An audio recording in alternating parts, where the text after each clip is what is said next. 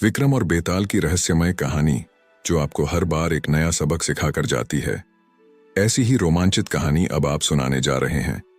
लेकिन कहानी सुनने से पहले आपसे एक छोटी सी रिक्वेस्ट है कि वीडियो को लाइक कर दीजिए और चैनल को भी सब्सक्राइब कर ले दोस्तों। एक समय की बात है। एक नगर में एक राजा और रानी रहते थे। उनके पास एक पुत्र था जो अत्यंत वीर और बुद्धिमान था। उसका नाम चंद्रसेन था। चंद्रसेन का विवाह एक सुंदर राजकुमारी से हुआ था, लेकिन कुछ समय बाद उसका ध्यान एक साधारण किसान की बेटी की ओर आकर्षित हो गया जो बहुत ही सुशील और दयालु थी।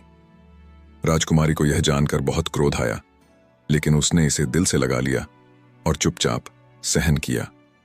समय बीतता गया और राजकुमार की पहली पत्नी ने एक दिन पुत्र को जन्म दिया। उसके बाद किसान की बेटी ने भी एक पुत्र को जन्म दिया। अब समस्या यह थी कि कौन असली उत्तराधिकारी होगा। चूंकि दोनों ही बच्चों के पिता एक ही थे, इस स्थिति को सुलझाना कठिन हो गया।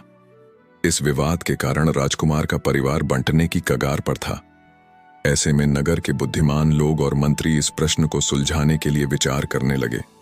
तब एक प्रसिद्ध साधु ने सुझाव दिया कि उत्तराधिकारी वही होगा जो अपनी मां का सबसे ज्यादा आदर करता है और अपने राज्य के प्रति निष्ठा रखता है।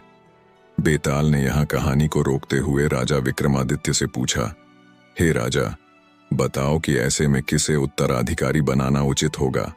किसके पास राज्य की बागडोर सौंपी जाए?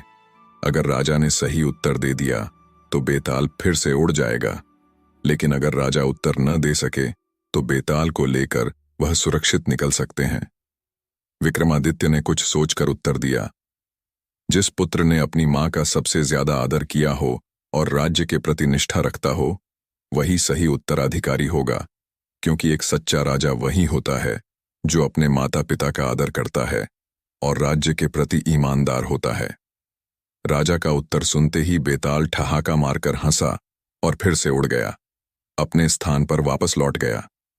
इस प्रकार राजा विक्रमादित्य को फिर से बेताल को पकड़ने के लिए वापस जाना पड़ा।